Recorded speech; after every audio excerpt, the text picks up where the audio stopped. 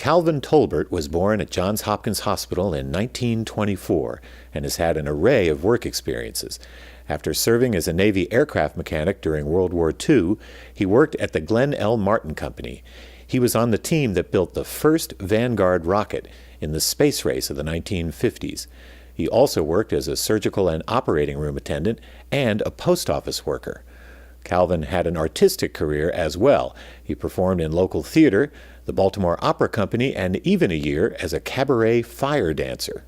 I was there when Glenn L. Martin's decided to build transport planes, you know, the commercial jetliners. So I went on to work at Martin's, and they started us out down in the basement of D building. That's where all the people of color were working, where they made little things.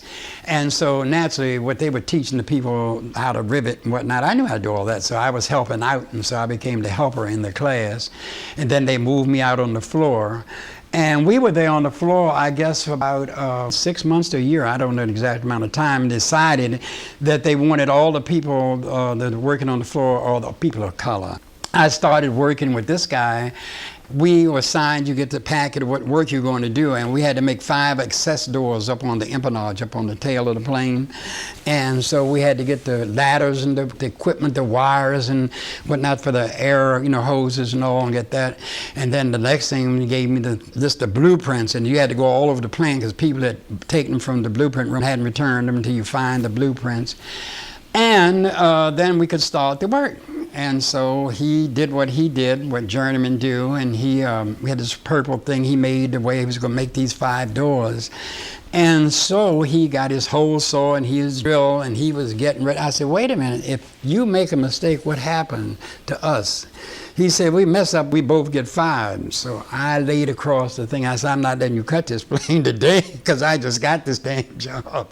And he said, what's wrong? I said, because you've measured off the rivet line and the blueprint said you're supposed to measure off the spar.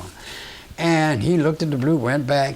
He said, you can read blueprints? I said, of course.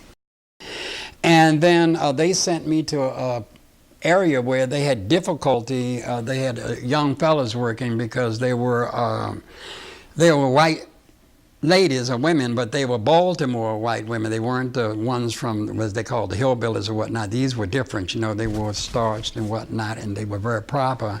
And so they had tables where they had to put these things together. They had a cage, and they sprayed it, and they did all that. But when they finished it, they went down at the end was a huge punching and riveting machine. And so a man had to be there, assigned there to punch and rivet these things together.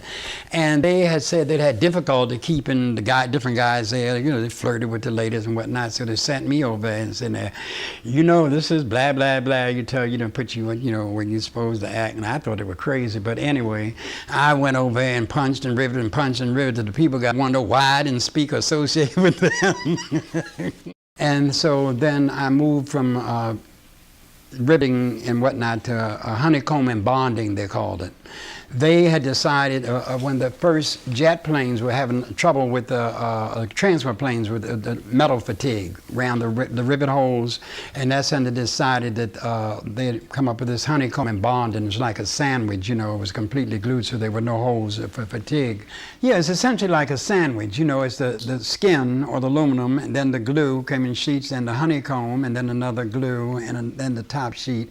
And they would put it on a form, and if you wanted to be curved or whatever the form was shaped like, and then you put a rubber bag over it and sealed it, and then you created a vacuum, and then it went into the autoclave and it was heated, and then that would melt the glue, you know, what it formed and then it was brought out and cooled, and then they would take it, and like they were building a wing.